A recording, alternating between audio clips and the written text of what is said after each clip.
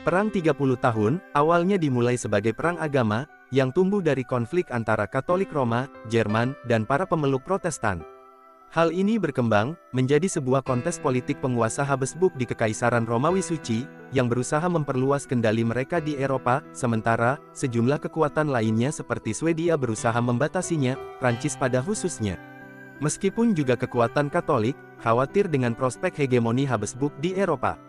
Kepausan Spanyol dan sebagian besar Pangeran Jerman, bergabung dengan kelompok Katolik yang diperjuangkan oleh Habsburg Austria. Mereka, ditentang oleh kekuatan Protestan Swedia dan Denmark, Pangeran Jerman yang Protestan, dan Prancis Katolik setelah tahun 1635. Perang 30 tahun adalah konflik paling dahsyat pada era Eropa modern awal. Baik Austria atau Jerman maupun kawasan Eropa yang lebih luas, terlibat dalam perang yang bermula dari masa pemerintahan Kaisar Maximilian. Khususnya, semenjak reformasi dan pemilihan Karl V, Raja Spanyol, ke tahta kekaisaran tahun 1519. Maximilian I memulai konflik ini, dan Karl V melanjutkan kekuasaan Katolik yang membangkitkan ketakutan ambisi universalisme Habsburg yang tak terpadamkan. Serta, konflik normal abad pertengahan Jerman yang terancam akibat keragaman agama, juga mengacaukan sistem politiknya hingga sekitar tahun 1648. Klaim historis Prancis terhadap Kekaisaran Jerman, telah tertanam dalam jiwa Prancis dan berlanjut dalam pemerintahan Louis XIV. Kehadiran Prancis, tidak bisa diabaikan. Periode ini juga menyaksikan asal mula dan perkembangan obsesi Prancis terhadap wilayah Italia, yang bermula dari invasi pertama Italia pada tahun 1494, yang merupakan awalan dari konflik Prancis-Habsburg. Karl V merebut kembali kota Milan dari Prancis pada tahun 1535. Prancis sejak saat itu, secara efektif dikelilingi oleh wilayah kekuasaan atau dalam pengaruh Habsburg. Beberapa kawasan yang diklaimnya, diantaranya, Flanders, Artois, Franche-Comté dan Milan. Prancis juga berusaha, untuk mempertahankan rute invasi timur laut dan timur ke Prancis, untuk menjaga hubungan dengan Swiss dan Venesia, serta rute menuju Italia Tengah. Secara umum, Perang 30 tahun terdiri dari 4 fase. Permulaan perang, pemberontakan di Bohemia. Di Bohemia, Ferdinand II memberlakukan pembatasan signifikan kepada pemeluk Protestan. Pemeluk Calvinisme dan Luteranisme di Praha mulai melihat pemerintahan di luar Bohemia, untuk mendapatkan dukungan potensial dari para pangeran Protestan. Kemudian para pemimpin Protestan mengadakan pertemuan dengan Ferdinand II, Kaisar Romawi Suci dan Raja Bohemia. Dalam pertemuan tersebut, yang juga dihadiri oleh pemilik tanah di Bohemia, dengan mengutip hak-hak yang telah disepakati bersama Rudolf II dalam Letter of Majesty pada tahun 1609. Kemudian Ferdinand II memerintahkan untuk segera membubarkan majelis tersebut. Peristiwa ini berlanjut dengan pelemparan di Praha pada tahun 1618, di mana bangsawan Protestan membentuk pemerintahan sementara di Bohemia. Bohemia bangkit dengan pemberontakan penuh yang tidak hanya melawan gereja, tetapi juga dinasti Habsburg. Karena, hampir tidak ada bantuan dari para bangsawan, para pemberontak beralih ke Serikat Protestan, yang menjanjikan mahkota Bohemia bagi Friedrich V, seorang elektor Calvinis muda dari Palatinate dan pangeran Protestan di Eropa Tengah. Pada tahun 1619, pemilik tanah menawari Friedrich V mahkota tersebut, dan dia menerimanya. Persoalan yang dialami pihak Protestan, dialami juga oleh pihak Katolik, dengan semakin terinternasionalisasinya pihak-pihak yang terlibat, yang juga terkait dengan pertimbangan dinasti Habsburg. Ferdinand II, Kaisar Romawi Suci mengetahui bahwa, para pemberontak Protestan menolak mengakui otoritasnya di Bohemia dan menawarkan tahtanya kepada Friedrich V.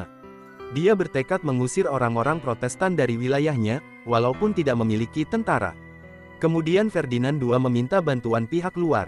Raja Katolik Spanyol setuju, akan mengirim pasukan yang tidak mampu dia bayar, dan mensyaratkan kawasan negara Rhineland di Rhineland-Pfalz menjadi wilayah kekuasaan Spanyol.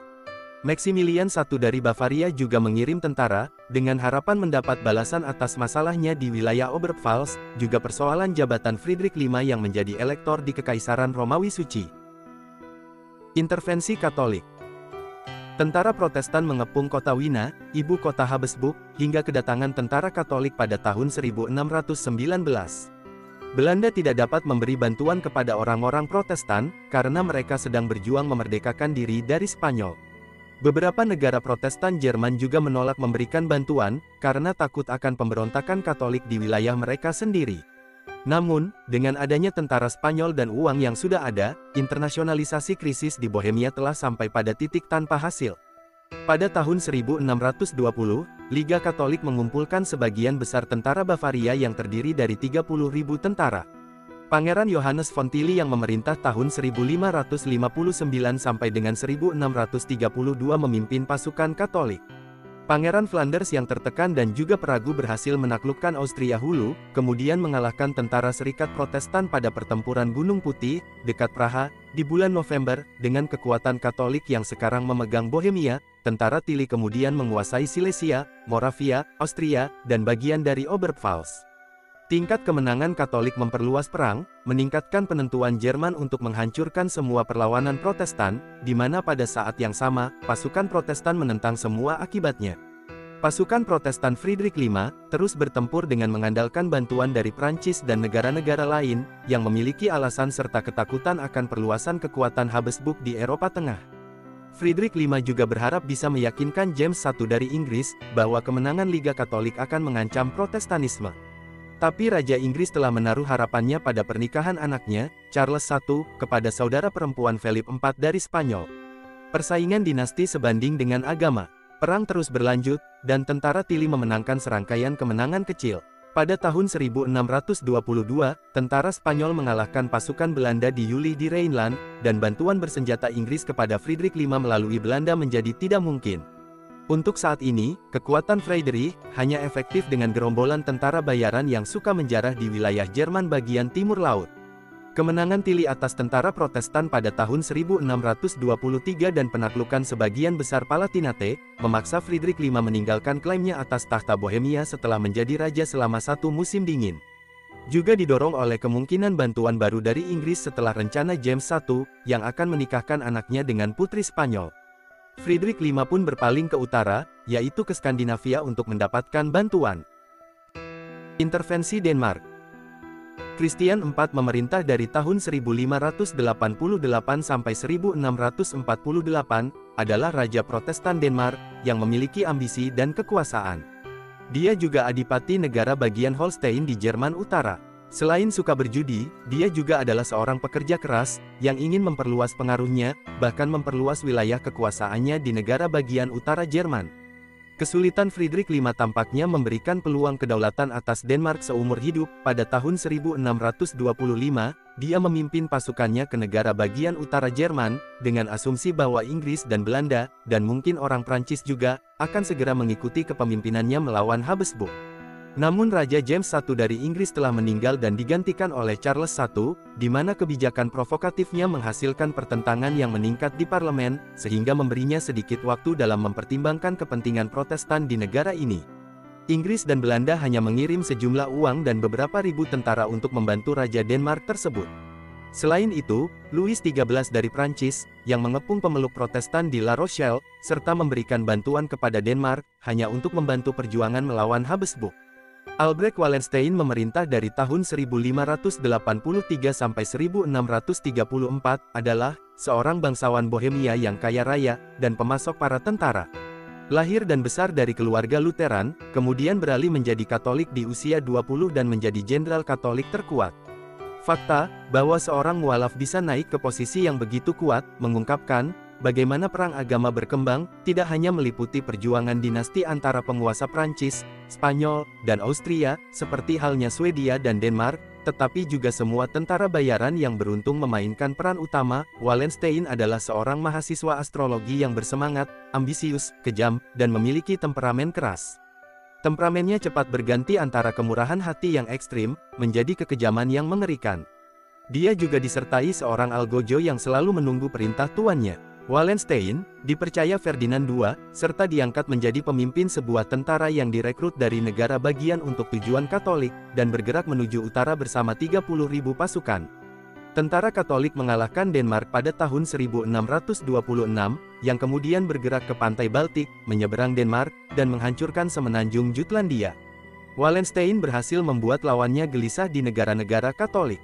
Selanjutnya, para pasukan tentaranya menghancurkan tanah, memeras uang dan makanan, serta menjarah. Di kawasan tersebut Christian IV akhirnya menandatangani perjanjian Lubeck pada tahun 1629. di mana dia menarik diri dari perang dan menyerahkan klaimnya di Jerman Utara.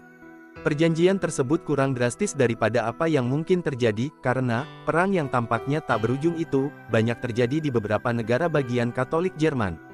Ferdinand II menerapkan kebijakan terhadap orang-orang Protestan tanpa menarik perhatian Dewan Kekaisaran. Dia diusir dari Calvinis Bohemia oleh Menteri Lutheran dan para bangsawan yang menolak peraturan dominasi Katolik untuk berpindah agama. Dia menyita harta milik para bangsawan yang dicurigai berpartisipasi dalam fase pemberontakan Protestan manapun. Dengan pemilihan Friedrich V yang sekarang beralih ke Maximilian I dari Bavaria, Habsburg memperlihatkan fakta bahwa sebagian besar elektor adalah pangeran Katolik. Pengepungan oleh tentara Habsburg pada tahun 1628 menjelaskan bahwa Ferdinand II berusaha menghancurkan kebebasan kota-kota Protestan Jerman di Liga Hanseatic Utara untuk memperluas wilayah Habsburg. Pemberitahuan ini membuat khawatir Louis XIII dari Prancis. Ferdinand II menemukan bahwa tidak mudah memaksakan agama Katolik di wilayah yang tidak pernah dipraktikkannya selama puluhan tahun. Dekrit restitusi mengizinkan orang-orang Lutheran bukan Calvinis, yang jumlahnya sedikit di negara-negara Jerman kecuali di Palatinate, supaya menjalankan agama mereka di kota-kota tertentu, tetapi memerintahkan mereka untuk kembali ke biara gereja Katolik, dan semua perjanjian yang ditetapkan sejak tahun 1552, ketika penandatangan perdamaian Augsburg pertama kali berkumpul. Intervensi Swedia. Setelah kekalahan Raja Denmark, lawannya di kawasan Baltik, Raja Gustavus Adolphus memutuskan untuk mengambil alih kendali menyerang Kaisar, serta berpura-pura melindungi Jerman dari penindasan Habsburg pada umumnya dan dekrit restitusi pada khususnya. Sementara elektoral College bertemu di Regensburg Juli hingga November tahun 1630, tentara Swedia menyerang Jerman Utara awal Juli, meskipun tidak seorang pun di Regensburg yang tampaknya telah melakukan invasi dengan serius. Invasi pada awalnya terhambat oleh kesulitan keuangan dan keengganan pangeran-pangeran Protestan dari Kekaisaran untuk berkumpul dengan Raja Gustavus Adolphus. Terlebih lagi, tampaknya diasumsikan bahwa tujuan utama Raja Swedia adalah mengembalikan Mecklenburg ke keluarga Protestannya yang sah. Hal ini berarti Wallenstein akan kehilangan seorang adipati, sebuah prospek yang diyakini banyak orang di Kekaisaran. Tetapi begitu orang-orang Swedia mengatasi kesulitan awal mereka, menjadi jelas bahwa agenda mereka bukan untuk melakukan intervensi secara geografis terbatas, namun untuk memberikan hembusan menentukan bagi Habsburg dan Katolik Jerman. Tentara Liga membuktikan ketidakcocokan pada tentara Swedia, dan banyak pangeran Protestan dan kota kekaisaran bebas kini bergabung dengan Swedia, meskipun dengan enggan dan sebagian besar harus menanggapi tekanan militer. Sungguh ironis bahwa Gustavus Adolphus menyerbu kekaisaran untuk tujuan menghapus ancaman yang ditimbulkan oleh kaisar, tepat ketika elektoral college melucuti Ferdinand II dari sebagian besar kekuatan militernya. Memang, invasi Swedia membawa runtuhnya kesepakatan Regensburg dan pengembalian hak wilayah Wallenstein sebagai komandan pasukan kaisar. Setelah kekalahan Swedia pada tahun 1634, dan meninggalnya kedua raja, Gustavus Adolphus dan Wallenstein, kaisar dan elektor Protestan di Sachsen mencapai sebuah kesepakatan. Para pangeran dan kota-kota kekaisaran bebas diundang untuk menyetujui apa yang disebut Fakta Praha ini, dan hampir semua dari mereka menyepakatinya. Jika perjanjian tersebut mulai berlaku, kaisar akan memperoleh keuntungan besar bagi gereja Katolik, bagaimanapun, karena semua tujuan praktis telah meninggalkan dekrit restitusi. Dinasti Mecklenburg akan direhabilitasi. Electoral College cukup senang dengan kinerja Ferdinand II dan memutuskan untuk melanjutkan masa tahtanya pada tahun 1636 dengan pemilihan putranya sebagai kaisar yang ditunjuk untuk menggantikan Ferdinand II pada saat kematiannya pada tahun 1637. Kini, Raja Prancis memasuki kembali perang untuk mengusir kaisar, setelah menghancurkan Protestanisme Prancis dan ancamannya terhadap otoritas mahkota militer kubu Protestan utama, La Rochelle, menyerah pada tahun 1628. Kepala Menteri Prancis, Kardinal Richelieu, berkonsentrasi untuk meningkatkan posisi raja di luar negeri, yang bertujuan untuk menguras sumber daya Habsburg, dengan berusaha melibatkan Habsburg sebanyak mungkin. Tujuan akhirnya adalah memenangkan persaingan lama antara dinasti Habsburg dan dinasti Bourbon. Perang Richelieu dengan Spanyol di Italia Utara atas perang penerus Mantova dari tahun 1628 sampai 1631. Melalui keberhasilannya di sana, sebagian karena tekanan elektoral College terhadap kaisar untuk menarik dukungannya kepada Spanyol, Richelieu supaya mendapatkan pijakan di Italia Utara khususnya benteng kunci Pinerolo. Ini mengancam kepemilikan lahan Spanyol yang berpusat di Milan, serta usaha perang Spanyol di negara-negara dataran rendah, rute pasokan utama antara inti Kekaisaran Spanyol dan lahan-lahan Spanyol yang berada di sisi selatan Laut Belanda. Namun, kekuatan Angkatan Laut Belanda di utara Belanda membuat rute itu berbahaya, dan rute yang lebih disukai melalui jalur darat ialah dari Italia Utara melalui Lembah Rhine. Intervensi Perancis. Antara tahun 1635 dan 1648, apa yang dimulai sebagai perang agama menjadi sebuah perjuangan dua dinasti negara Katolik, Prancis dan Habsburg Austria, yang dulunya bersekutu dengan Swedia, sekarang bersekutu dengan Spanyol. Prancis mengumumkan perang terhadap Philip IV dari Spanyol pada tahun 1635. Richelieu berharap dapat mengusir tentara Habsburg menjauh dari perbatasan Prancis. Aliansi Republik Belanda dan Swedia telah mempersiapkan jalannya perang, begitu pula dengan negara tetangga seperti Savoia dan Lorraine, serta protektorat Prancis di Alsace. Penyerbuan Prancis ke Belanda dan negara-negara bagian selatan Jerman tidak berjalan dengan baik. Pasukan Louis XIII kekurangan komandan ahli dan pasukan berpengalaman dalam pertempuran. Hal ini karena Prancis telah berperang di Italia, Pirenia, dan negara bagian utara Jerman. Tetapi keterlibatan Prancis, seperti Swedia sebelumnya, memberikan keringanan bagi negara-negara Protestan. Pasukan Prancis bergabung dengan tentara Swedia, membantu mengalahkan tentara Kekaisaran di Sachsen. Perang terus berlanjut. Paus meminta perwakilan negara-negara Katolik dan Protestan supaya berkumpul di Cologne untuk Kongres Perdamaian pada tahun 1636. Namun tidak satu pun dari negara tersebut yang hadir. 4 tahun kemudian, pasukan gabungan Prancis dan Swedia lainnya mengalahkan tentara Habsburg. Maximilian I dari Bavaria kemudian mencari perdamaian yang terpisah dengan Prancis. Kekalahan Spanyol di bagian utara Prancis pada tahun 1643, juga di Belanda dan Pirenia, serta pemberontakan yang terjadi di Spanyol, membuat pihak Habsburg Austria tidak memiliki pilihan lain selain berdamai. Pada saat yang sama, kerusuhan juga terjadi di Prancis, yang merupakan perlawanan terhadap Richelieu. Kemudian Perang Sipil Inggris, yang dimulai pada tahun 1642, memperingatkan penguasa lain atas bahaya yang terus terjadi akibat ketidakstabilan.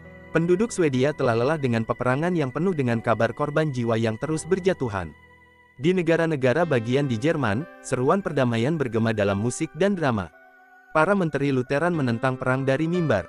Di antara penguasa-penguasa besar, hanya Louis XIII yang menginginkan perang terus berlanjut.